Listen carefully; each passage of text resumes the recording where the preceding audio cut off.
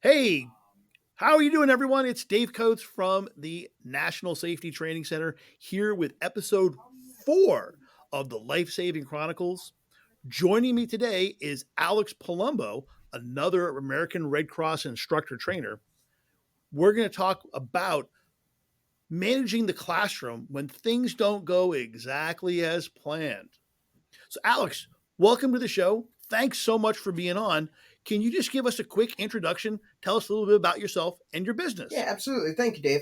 Again, my name is Alex Palumbo. I'm the owner of Palumbo Training Group. We are based in Central and South Jersey, as well as the surrounding counties of Philadelphia area. We offer CPR training, first aid, lifeguarding, and me and Dave just really love talking to each other, so we thought this would be a good show together. Between the two of us, we do have a lot of classroom experience. We've seen things that sometimes we cannot unsee. And by bringing this content to you, you'll hopefully learn from us as we've both made mistakes and had successes in the past dealing with a variety of classroom situations that, again, some were good, some were bad. Alex, you want to start off with one? The one that comes to mind is when we have, especially in our lifeguard classes, when we have participants who don't pass the prereqs and kind of how to handle the sometimes upset realization that, hey, they were planning a whole weekend and now they're like, hey, we can't have you continue as much as we work with them. So let's just talk about those prereqs for a second. For American Red Cross lifeguarding, new for this year, we have the R24 prerequisites, slightly different than last year. So we still have the brick test, as it were, right? Yes. So we still have to swim, I think, 30 yards, submerge to a depth of 7 to 10 feet, pick up the brick, and swim back to where you came from, Mm-hmm. exit the water without using a ladder in 1 minute and 40 seconds. That still exists, right? Yes. What's the new test this year for R24 for prerequisite? Before it was swim 300 yards and then there was a brick test and then there was a treading separately. Now the treading and the swim are together. So the students swim 150 yards. They then go into a treading position for 2 minutes without using their hands. And then they go back for another 150. 100. No. Yes. I don't know what way your head's shaking, Dave. Uh, It was either another 100 or another 50, but I think the total length was under 300 now. the old prerequisite was 300 yards, brick test, treading. Now it is treading with the swim. So it is 150 yards, whether freestyle or breaststroke. They're going to go into a tread for 2 minutes without using their hands, and then they're going to swim another 50 back. And so now it is a little bit, I'm not going to say difficult, but more intense, right? Where before they could have gotten a break. They could have recovered a little bit. But the downside of that and why the Red Cross kind of changed this is if Johnny goes first for the swim and then Sammy goes last, well, Johnny got a really long break and Sammy didn't get an next break because she went last, so she's immediately going to the next thing. So that's not really fair. Just to clarify that for one thing, I have two things. For the swim, breaststroke or front Front crawl. row. If we say freestyle, we all know there's some people out there from the Red Cross go, oh no, freestyle is like anything. Mm-hmm. Front crawl is the official stroke that's Yes. allowed. So front crawl or breaststroke. And there's a couple other requirements that go along with those strokes, mostly involving rhythmic breathing. I know one of the things that we talk about specifically in Red Cross lifeguard prerequisites are rhythmic breathing. What about the arms? Do we specify what the arms have to do if you're doing front crawl? A lot of people think that you must have out of the water overarm recovery. But I don't see that in the instructor manual. I don't either, but they also are now giving a clear video for the Red Cross on what that swimming should look like. Where before they gave a definition, but that definition was not in that particular manual of the Red Cross that we were using, right? You could reference the WSI book, but if you're not a WSI, why are you referencing a WSI book? So now with this newer program, it's kind of a little bit more clear for all of us what is the expectation of these wannabe certified lifeguards. Some of the solutions for when people don't pass the prereqs. There's a couple different things you can do. Saying, oh golly, you didn't pass. And the people get upset, particularly, young teenagers. Absolutely. So one of the things is we always give everyone two Yep. chances. The Red Cross likes the two chance method. We embrace this. So if you don't make it the first time, we'd be happy to let you have a second go. Next, if you can't pass the prerequisites for lifeguarding, there's another choice.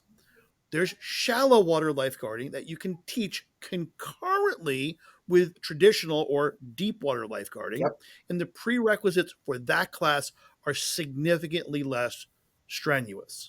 So most people that we've seen can pass the prerequisites for shallow water lifeguarding. Yes. So that might be a great way because going, I'm sorry, Becky or Johnny or whoever, I know you plan to be here all weekend and you spent some money, so forth and so on, but now you have to go home.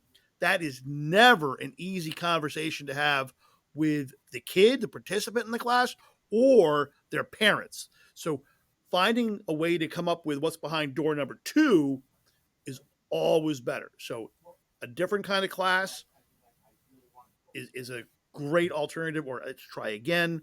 Always a good alternative. Yeah, and that's also a great option, but especially also just communicating with the parents. Hey, what's the difference between the two programs, right? And asking the great questions. I know for us, whenever we get someone who doesn't pass, we will go to them and say, hey, what facility are you planning on working for if you know?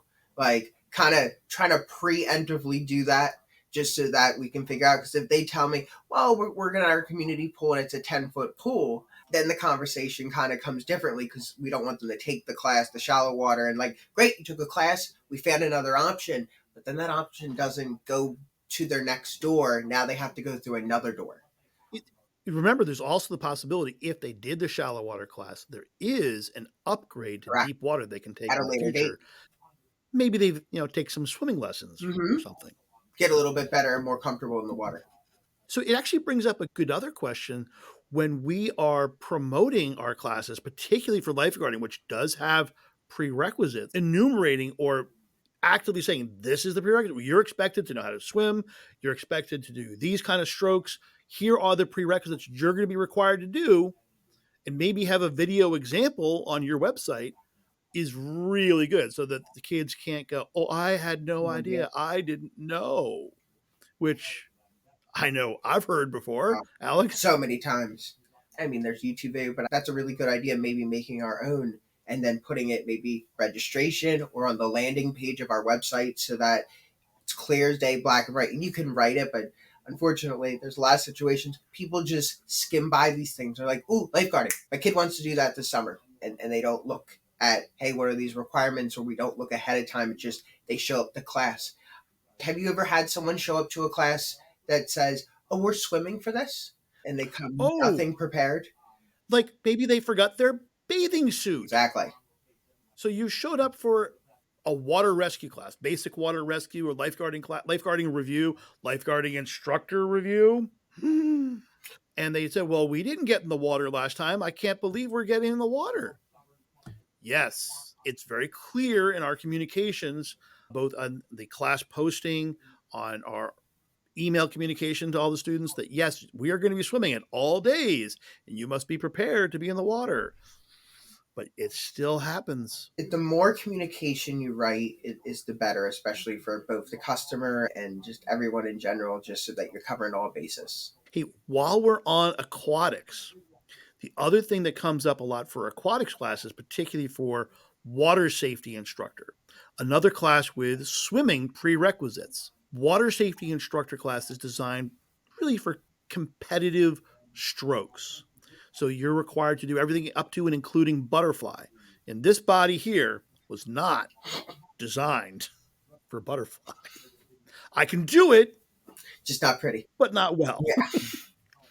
There's a substantial prerequisite requirement for swimming strokes for water safety instructor class.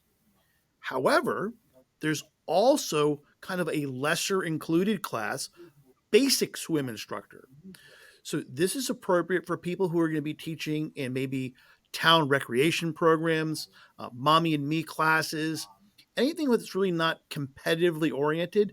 Basic swim instructor can probably do the trick. So that way, if you have someone who cannot perform all the prerequisites of WSI, as opposed to sending them home, hey, here's what's behind door number two. We have a basic swim instructor class that we can teach concurrently with water safety instructor. That makes everyone pretty happy. Just more options. Indeed. Let's go to the land classes. Most of us offer a blended learning class. So when we do blended learning, and that is very popular with both the American Heart Association and the American Red Cross, basically students watch the videos for the class and they take the written test, if necessary, Mm-hmm. online before the class starts. It's a very efficient use of both the instructor's time, the facility time, and the student's time. So if they've taken a blended learning class and they show up to the classroom portion, but they haven't completed the online part, what do we do? There's a few options, but the one that I like the most, especially for Red Cross, is the example that you can give a written exam to kind of test them out of that kind of online program. So if they're doing a lay or BLS and they come in and they say, "Hey, I didn't know there was online," I will generally ask, "Have you done this before? What's your comfortability level?" And then from there, kind of decide, "Hey, is a test a good option?" Right? Someone comes in for a basic life support class and says, "I have no idea anything," right? They could take the test, but there's a good chance they're going to struggle with it. It's kind of looking ahead of, if we're going to offer that option, is it going to be the best choice for that student? Exactly correct. So we find that the test out option, or what the Red Cross would call a challenge, that works for experienced providers, people who have done this for years and years. This is the 20th time I've done basic life support and CPR. Okay, here's the written test, and then we're going to work you through the skills portion. That certainly is one way to do it. The alternate is, hey, listen, I'm sorry you didn't do the pre course work. We're just going to reschedule you for another available class. Mm-hmm. Now, that comes with some drama. It means I have to come back. Yes. Does it mean I have to pay again? That's completely up to the trainer in the training center that the trainer works for. Some cases that's going to be yes. Some cases there's another policy. So, again, it's important that we as trainers effectively communicate our refund policy. In our case here at National Safety Training Center, we have a policy: if you show up to take a class and you have not completed the prerequisite online course, that you need to sign up for another course. And yes, you would need to pay for that course again.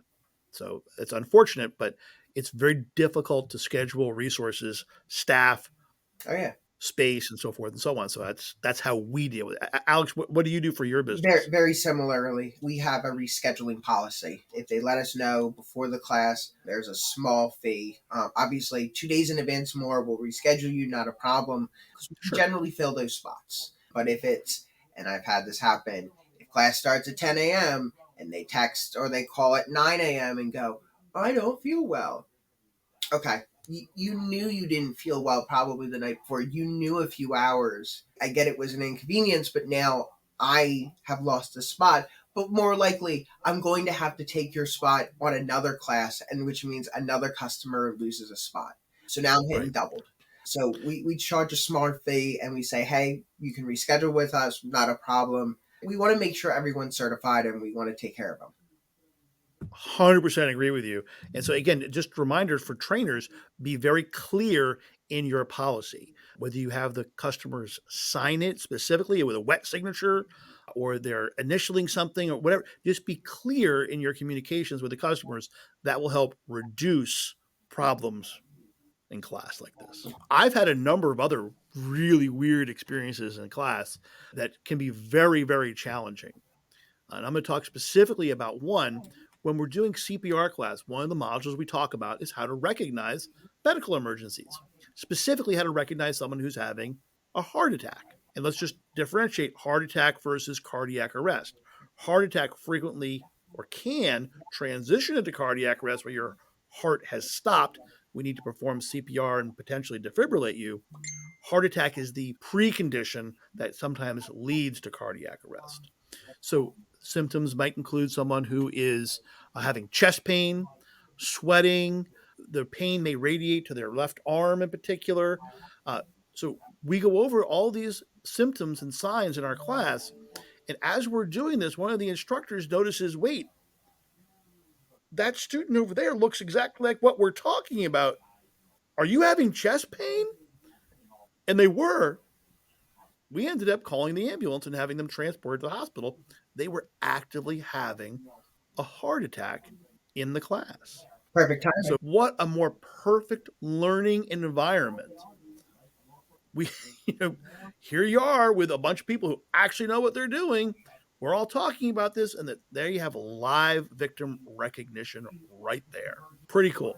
That's a good one. I have actually a similar story, and it used to be in a years ago in one of the old lay rescuer CPR classes. For the full class, it was a video for. We call it life threatening bleeding now, but it was just major bleeding before. They used to show this video of a guy on the ground, and like it was a pool of ketchup. It wasn't real blood.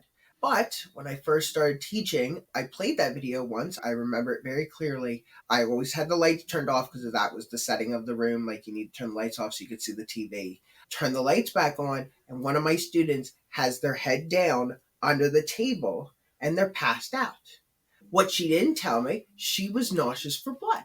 So she saw that and got on. So now, after that class, like I went over, checked her. It was a good way of checking sample and everything that the students learned in the class.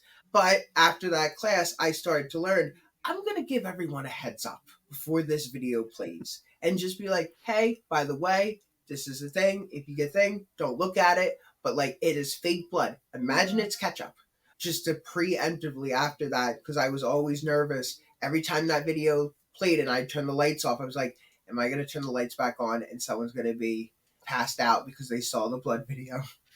There's some videos in the lifeguarding class which can be very emotional. Yep. So, again, it's just as you're preparing as an instructor, understand the material that you're going to be presenting and understand your audience as well. You may need to give them a heads up. This video might be a little disturbing. Another interesting one from one of my classes personally that I was teaching, it was a self-defense class at a firearms range.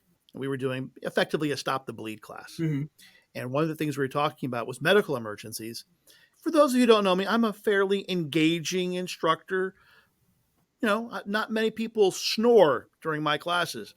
And all of a sudden, I'm listening to snoring from one of the students. My goodness, I can't have people snoring in my class. I stop the class, I approach the student and go, oh my goodness, what's wrong? Why are you snoring? He wasn't snoring, he was having a seizure. So again, we had to stop the class. You call 911, you get the AED and take care of the student. So it was a live scenario on how to deal with a medical emergency. These things happen when you teach enough classes. You're going to see these crazy things. Absolutely. Oh, hey, how about when you've got the difficult student? And I'm just going to tell you a quick story about a student in a lifeguard instructor class. So this is a fairly small class. This was many years ago. It was at a beach, and one of the students didn't want to print out his instructor manual. He liked using his laptop computer, which, okay, if you're into technology, that's fine. Let's just make sure you have your computer so that you access the course presentations, the instructor manuals. So that when you do your teach backs, you're teaching according to the lesson plan, which is one of the key parts of an American Red Cross instructor class. On the last day of class, this student did not bring his laptop, nor did he bring his instructor manual, nor did he bring any written notes on the two teachbacks that he had to complete. I said, I don't know how you're going to pass this class without those resources. And I told you that ahead of time. He said, oh, I got this. Turns out he did not have this. When we had to deliver the news that, I'm so sorry, during your teachbacks, you missed several critical items and we cannot pass you in this manner. This guy happened to be an MMA fighter and he wanted to fight me on the beach. I'm not winning that fight. So, knowing how to de escalate and kind of, I don't know how we want to put that, Bring it back but down to earth, I'm going to say. how do you, evade or escape or, just transition this guy from an angry student to someone who just needs to go? I withdrew. We had someone ready to call the police if necessary. I'm not getting into a fight in the middle of lifeguard instructor class. So, it's unfortunate that that happens, but this was a young man who had some anger issues and clearly didn't follow the instructions. And it's very difficult to complete an instructor level class without the instructor manual. I don't know how it's possible. Just not coming prepared to class. Thought he could No. wing it. Alex, have you had any instructor level classes where you had something similar happen? I'll be honest, I don't think I've been as lucky as you in this situation, Dave. I don't. I got one more. This was a WSI class with a young woman, 17-year-old young lady, who was clearly distracted in class. Don't know what was going on, but she wasn't participating in class. She was on her phone or laptop or something and just wasn't participating in class. Every day of the class, which is a 3-day class for WSI, we would counsel her and offer to help her with her work because she also wasn't performing very well either. So between the not performing well in class and not participating in the class, each of the 3 days we delivered to her like, hey, this isn't working. We need you to participate in order for you to be successful here. So each of the 3 days we talked to her about that. And on day 3, we had to deliver the final news. I'm so sorry. You did not complete the class successfully. And, you'll have the opportunity if you wish to take the class again, but we cannot certify you. This particular young lady used words that I will not share on this public channel.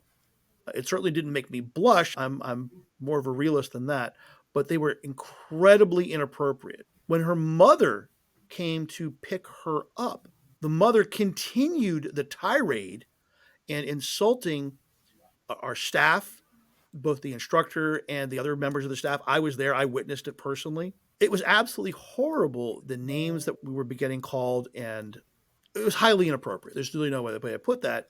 We thought when the mother showed up, she would have taken the child aside and said, now you apologize to these people. You can't treat people that way. No. Clearly, we know where the kid got her training, and it was from mom. So the kid finally left after having her tantrum and spewing her hate. Mom came back in and asked for a refund. No, No. we weren't going to do that. So it's wow. I mean, sometimes these things happen. And I guess the good news is for you instructors who are watching this isn't an everyday occurrence. This doesn't happen a lot, but it does happen. We're a very, very busy training center, and so we see this more than most. But you should be prepared for people who do not pass. How are you going to handle that? Do you need to have them escorted out of the building sometimes? Do you need to have a parent called early? Maybe. Just think about that ahead of time and have that plan in place in case you need to take those kind of actions. Dave, a good best practice, especially with lifeguarding. I don't know if you do it, but I always tell my parents for my lifeguard kids if they do not drive, parents might want to stay around for the first 30 minutes, 45 minutes, because that's how long the prereq takes. And also, it's awkward for the kids, right? If they don't pass the prereq, more likely they're going to change and they're going to sit on deck. So now they're watching the classmates they were going to be with in the pool, and they're just sitting there either cold or waiting, upset, crying, sometimes depending on the situation, right? But if they have an access out, you can immediately even have a conversation with the parent. Kid goes in, I explain to them and say, hey, If you need me to talk to a parent, kind of explain what happened, right? So we can prepare for next time. Always set it as a positive, right? Don't say, well, you failed, you got to get out. Hey, if you need me to explain to walk through the steps, like you just need another pair of ears so that you can help practice for the next time, send them over. I'm more than happy to go over everything with them. I love having parents at class. Doesn't bother me in the Nope. least. Please, mom, dad, you want to come participate? In fact, if you want to take the class with your kid, I'll give you a discount. I just think that's awesome. So I have no problem with that whatsoever. For the kids that are particularly rambunctious, it's a mitigating factor. Mm-hmm. Mom or dad are there. They can't really act up like, Mom, that instructor was mean to me. Nope. You were there, Mom. You saw it all happen. So that didn't work. I got nothing to hide from the Yeah. parents. If you want to stay and watch the class, God bless you. Please stay and watch. You want to participate? I'll facilitate that as well. I know the last one that I want to talk about, then we can wrap up as however you want. We had a lifeguarding class a few summers ago. It was during COVID, so things were a little wonky. Two young ladies came to class.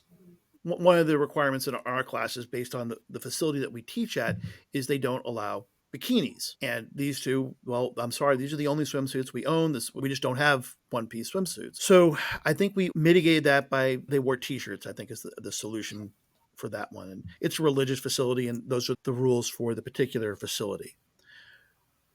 However, it rapidly became apparent as we were doing the prerequisites that these two young ladies couldn't swim. So we assisted them and said, hey, listen, we gave them a second chance. We then said, hey, listen, if you can't pass the prerequisites now, we'll keep you in class. We're going to put you on the shallow water lifeguarding track so you can still become a lifeguard. Maybe by the end of the class, if we can do all the skills and the prerequisites, that'll be a deep water certification. So we're going to keep you in class. We're going to work with you. We're going to try and help you. We're going to do the best we possibly can. And we did that for the first half of the day. So the first 6 hours of lifeguard class, we really tried hard with these kids. And ultimately, these two young ladies decided they had a better offer from Uber Eats, I Mm-hmm. believe it was, or DoorDash. So they were going to deliver food during COVID as opposed to lifeguard. And so they voluntarily left. Lo and behold, a couple days later, I get a message from, I believe it was the sister of one of the kids, basically extorting me.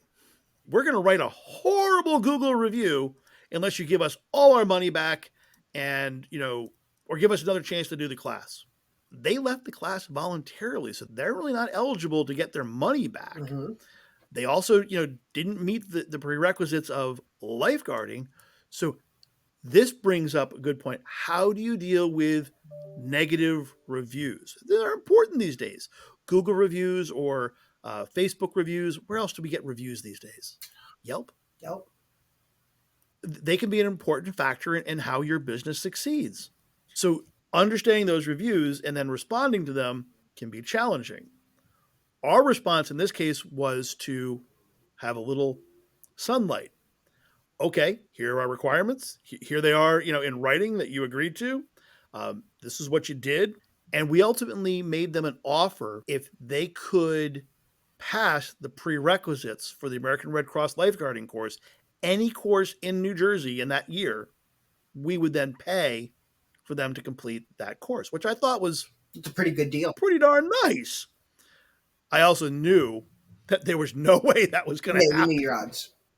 So I felt pretty good about that gamble. And it turns out they did not complete a Red Cross lifeguarding course. But that Google review is still up there. And I have no interest in having that removed.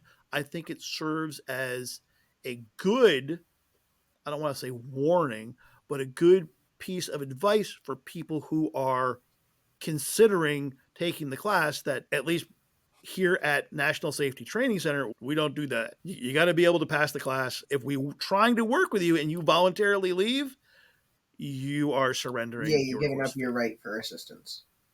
We tried. We put in maximum effort. You decided to leave. Dave, I would say you put in more effort than a lot of people would in that situation. This is just gets into kind of attitude of trainers. My objective as a trainer is I want to help you succeed. We want you to be a good lifesaver in the future. Very cool stuff. Alex, anything else that you want to talk about? No, I think we covered a lot of topics: blended learning, lifeguarding, pretty much everything. Outstanding. So, thank you all for watching. Again, remember, this was episode 4 of the Life Saving Chronicles. Next episode, I think we're going to do a deep dive into the new R24 lifeguarding program and talk about some specific experiences that lifeguard instructors have had teaching that new program now that we may have gotten a course or two under our belt. So for now, thank you for coming. I'm Dave Coates from National Safety Training Center, wishing you a great day.